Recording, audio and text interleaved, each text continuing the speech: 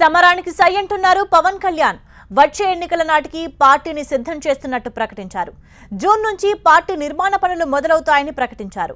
జనసేన 3వ వార్షికోత్సవం సందర్భంగా మీడియాతో మాట్లాడిన పవన్ పార్టీ భవిష్యత్ కార్యాచరణపై క్లారిటీ ఇచ్చారు. పార్టీ నిర్మాణ కార్యక్రమాల్లో మొన్న చెప్పాను, స్టార్ట్ చేసిన లాస్ట్ మన మీటింగ్లో చేనేత కార్యక్రమాలు చెప్పాను. సో దానికి తగ్గట్టుగానే ఈ ఆవిర్భావ దినోత్సవ సందర్భంగా ఇది ఈరోజు పోర్టల్ స్టార్ట్ చేయడం జరిగింది. దీని ముఖ్య ఉద్దేశం ఏంటంటే పార్టీ ఈ పాలసీస్ చేయబోయే ముందు మా థింక్ ట్యాంక్ ఉన్న ఇంటలెక్చువల్ గ్రూప్తో పాటు పబ్లిక్ నుంచి పార్టిసిపేషన్ కావాలని మాకు బలమైన సంకేతాలు రావటం వల్ల దీనిని ఒక ఆల్మోస్ట్ యాజ్ ఆన్ టుడే ఈరోజు మేము ప్రస్తుతానికి 32 ఇష్యూస్ లాంటివి ఐడెంటిఫై చేసాం. ముఖ్యంగా మనకి ల్యాండ్ ఎక్విజిషన్, మైనింగ్, అగ్రికల్చర్, వ్యవసాయం, అలాగే ఇటువంటి 32 ఇష్యూస్ని ప్రజల నుంచి, అంటే వాళ్ళ మేధావుల దగ్గర నుంచి, విద్యార్థుల దగ్గర నుంచి, ఇంక్లూడింగ్ హౌస్ వైఫ్స్ దగ్గర నుంచి కూడా మేము ఒపీనియన్స్ తీసుకుంటున్నాం ప్రతి 32 ఇష్యూస్ మీద. సో ఆ పోర్టల్లోకి ఒకసారి లాగిన్ అయితే మటుకు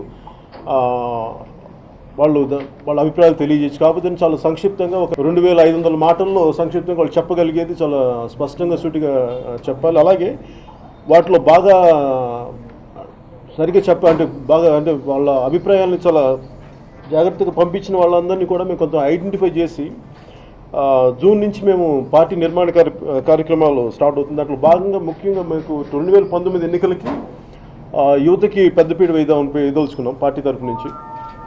మోర్ దెన్ 60% యూత్ లీడర్షిప్ని మేము టార్గెట్ చేస్తున్నాం. అలాగే ముందు లీడర్స్ని ఐడెంటిఫై చేయడానికి జూన్ నుంచి మేము ఒక ప్రణాళిక ప్రక్రియ మొదలు పెట్టబోతున్నాం. అన్నయ్య చిరంజీవి జనసేన పార్టీలోకి రారని స్పష్టం చేశారు పవన్ కళ్యాణ్. ఇద్దరి ఆలోచన విధానాలు కలవవని ఆయన తెలిపారు. దీంతో చిరంజీవి జనసేనలో చేరుతారన్న ప్రచారానికి ఫుల్ స్టాప్ పెట్టారు పవన్ కళ్యాణ్. లేదు సార్, అలాంటి ఆలోచన నాకు లేదు, ఆయనకు కూడా లేదు. So we're two independent people and మా ఆలోచన విధానం ఒకటే దారిలో కలిసి నడవాలి. ఇటు తెలంగాణలో పర్యటిస్తానని చెప్పారు పవన్ కళ్యాణ్. సంగారెడ్డిలోని కాలుష్యం గురించి తనకు అనేక ఫిర్యాదులు వస్తున్నాయని పవన్ కళ్యాణ్ అన్నారు.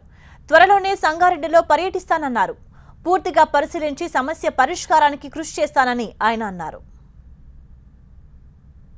అంటే నాకు ఈ మొన్న నేను ఎక్కడికి వెళ్ళినప్పుడు నాకు రిపీటెడ్గా వస్తుంది ఏంటంటే, అది మన సంగారెడ్డి దగ్గర ఉండే నాకు పొల్యూషన్ ఇది మీద నాకు రమ్మని చెప్పి నాకు రిపీటెడ్ రిక్వెస్ట్ ఉన్నాయి. దాన్ని ఒకసారి అటు సైడ్ అని వెళ్తాను, ఒకసారి వెళ్ళాల్సి వస్తుంది. మాటల్లో డబ్బు రాజకీయాలకు తాను దూరమని తేల్చి చెప్పారు జనసేన అధినేత. మనీ పాలిటిక్స్ ను వ్యతిరేకిస్తానని తెలిపారు. డబ్బుతో రాజకీయాలను శాసించాలని అనుకోవడం మంచిది కాదన్నారు.